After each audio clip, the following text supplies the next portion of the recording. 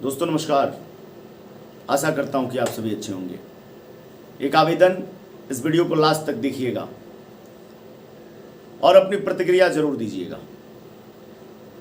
पिछले कुछ दिनों से हर एक न्यूज़ चैनलों पे, सोशल मीडिया पे, हर जगह देखने के लिए मिल रहा है एक ऐसा कुकृत्य।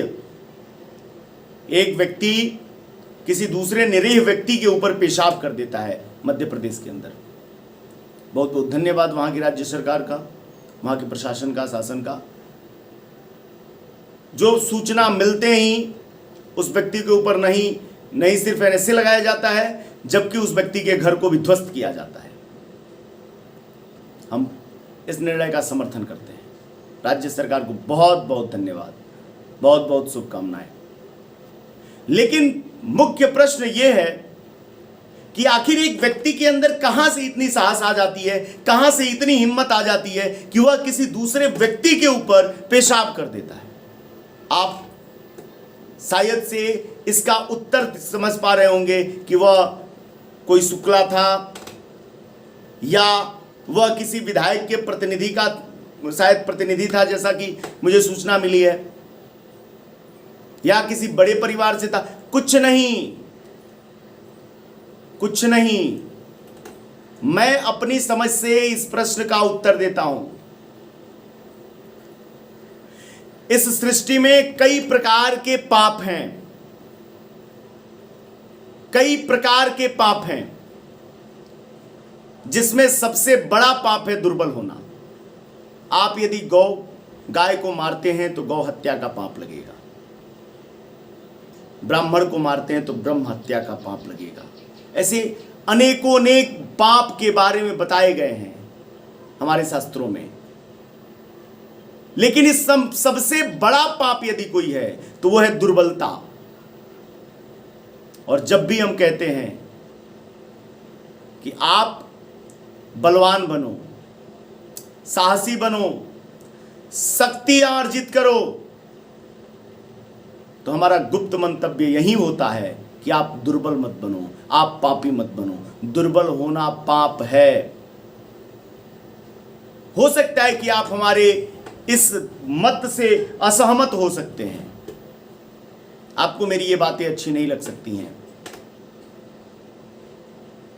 लेकिन यह सत्य है कि दुर्बल होना पाप है।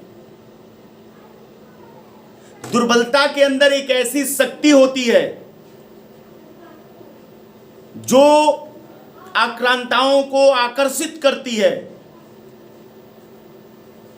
कि आओ और मेरे ऊपर ज्यादती करो, मेरे ऊपर अत्याचार करो, मेरे साथ कुकर्म करो, कुकृत्य करो। इसके लिए वो आमंत्रित करती हैं। ऐसी शक्तियां होती हैं दुर्बलता में।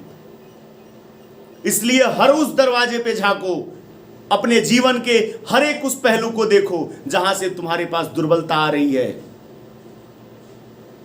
और तुम्हारे पास जो भी हथकंडे हो वो अपनाओ और दुर्बलता को अपने पास से भगाओ। मेरे मित्र, जब तक कि हम दुर्बल नहीं होंगे, किसी भी दुष्ट कायर के अंदर यह प्रलोभन नहीं होगा कि वह हमारे साथ कोई कुकृत्य कर दे, हमारे ऊपर अत्याचार कर दे।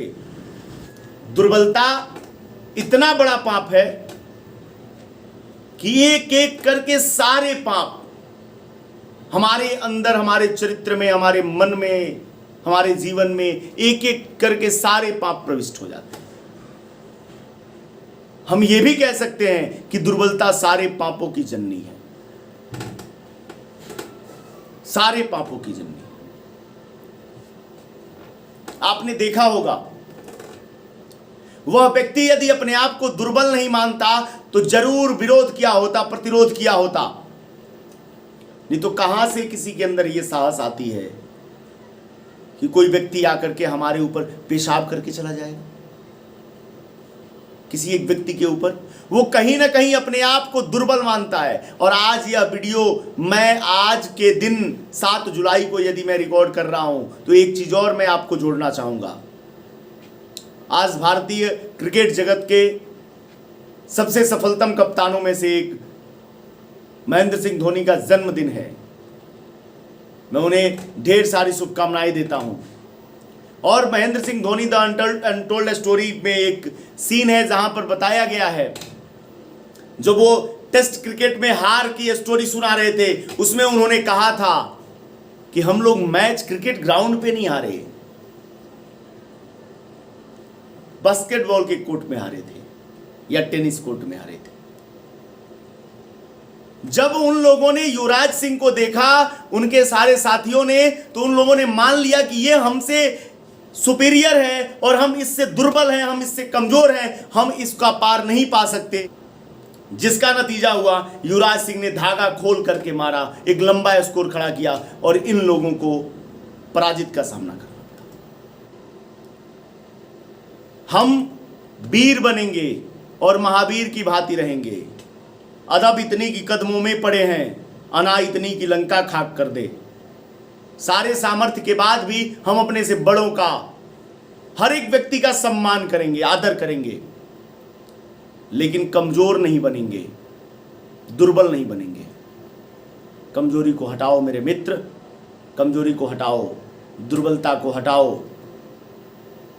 क्योंकि जहां प्रकाश नहीं रहता वहां अंधकार अपना आसन जमा लेता है। अंधकार को हटाने के लिए, अंधकार को दूर भगाने के लिए प्रकाश का लाना बहुत जरूरी है। और वह प्रकाश क्या है? वह प्रकाश शक्ति है। शक्ति ऐसा तत्व है जिसका उपयोग आप किसी भी क्षेत्र में क्यों न करें, वह हर क्षेत्र में अपना अद्भुत प्रकाश दिखाता है। चाहे वो व्यापार हो, चाहे वह शिक्षा हो, चाहे वह स्वास्थ्य हो, चाहे वह योग्यता हो, जिस भी क्षेत्र में आप शक्ति का उपार्जन करना शुरू करेंगे, उसी क्षेत्र में आप प्रतिभावान बन जाएंगे। एक साधारण से साधारण व्यक्ति जब शक्ति का उपार्जन करना शुरू करता है तो वह आगे चल के स्वामी विवेकानंद बनता है, जिसे किसी स्कूल से यह कह के निकाल दिया जाता है कि आप शिक्षक बनने के योग्य नहीं, वह व्यक्ति शक्ति का उपार्जन करता है और आगे चल के विश्व गुरु बन के दिखाता है। वैसा ही व्यक्ति कोई आगे चल के डॉक्टर एपीजे अब्दुल कलाम बनता है, वह शक्ति का उपार्जन करता है। मेरे मित्र, शक्ति के विद्युत धारा में ही वह बल है जो किसी मृतक शरीर में या समाज की नसों में शक्ति का संचार कर दे, उसे शक्तिशाली बनाए, उसे सतेज बनाए। मेरे मित्र, आपके मन में, आपके अंदर, आपके विचार में, आपकी आत्मा में उच्च कोटि की शक्तियां भरी पड़ी हैं। निरंतर परिश्रम करके इनका विकास करिए। ये आपकी व्यक्तिगत संपत्तियां हैं। और अंत में हम आपको ये कहें कि दुर्बल इंसान को मोक्ष भी नहीं मिलता है। मेरे मित्र, आप खुद यह सोचिएगा, एक लड़का जो दौड़ने के लिए, आर्मी के दौड़ने के लिए तैयारी करता है और वह दौड़ने के बाद इतना थक जाता है कि उसे कुछ नहीं कर सकता। मीलों दौड़ा है, दौड़ने के बाद थक चुका है, थक के जमीन पे गिर चुका है। उसका एक साथी कह रहा है कि उठो, चलो दौड़ते हैं, अभी और थोड़ा सा, और थोड़ा सा। वो दौड़ने को राजी नहीं है। ठीक उसी समय वह देखता है कि सामने से बाघ आ रहा है। क्या वो अभी भी नहीं दौड़ेगा? क्या वो अभी भी रुकेगा? बिल्कुल नहीं। अब वो दौड़ेगा और इस गति से दौड़ेगा जिस गति से कि शायद आज दौड़ा ही नहीं हो। इतनी ऊर्जा आई कहां से? मेरे मित्र, ये ऊर्जा हमारे अंदर की है। हम इसका उपयोग करना, इसको उपयोग में लाना हम नहीं जानते थे। हम तो खुद को कमजोर मान के बैठ गए थे। और आज आपको बताएं कि हर जगह पे जामवंत बैठे हुए हैं, हर एक महावीर को उसका शक्ति याद दिलाने के लिए।